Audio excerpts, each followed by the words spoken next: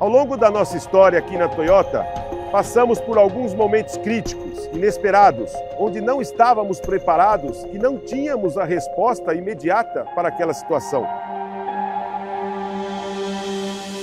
O que aconteceu aqui na nossa fábrica de Porto Feliz foi um incidente grande, mas felizmente a segurança de todas as nossas pessoas foram preservadas pela conduta de disciplina que foi seguida à risca.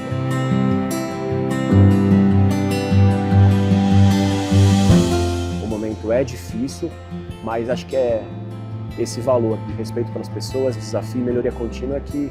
nos deixa firme e forte para continuar. 僕は2016年から18年まで保全のコーディネーターとしてこちらに赴任しててね、今回この災害があった時も数時間後には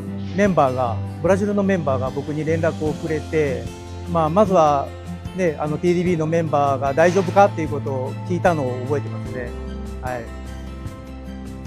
で大丈夫だっていうことで、本当に立ち上がりから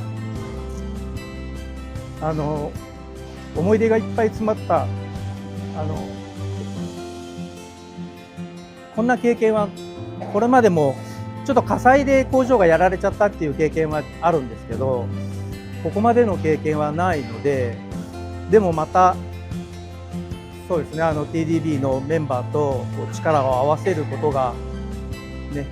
大事かなというふうに思います。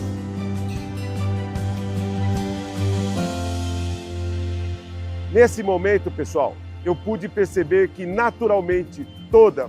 a companhia, não só a TDB, mas nossa matriz no Japão, as outras afiliadas ao redor do mundo, bem como os parceiros e fornecedores, começaram a se mobilizar de uma forma harmônica. O fato de se preparar, por óbvio, é uma das formas de aprendizado. Mas lidar com o imprevisto também é uma forma de aprender e desenvolver nossas capacidades individuais e coletivas. Eu pude perceber o quanto é importante essa troca de ensinar e ser ensinado. もうポルトフェリスで起こった災害は私の経験の中でも最も大きな災害の一つです。なのでみんなで真剣に議論をして現場で一緒に汗を流す。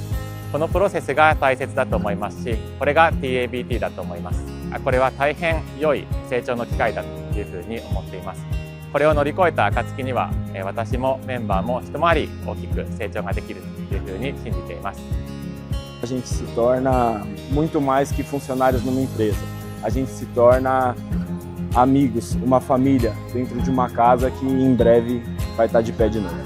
Pessoal, a situação em Porto Feliz nos permitiu colocar em prática o nosso espírito do Toyota Way.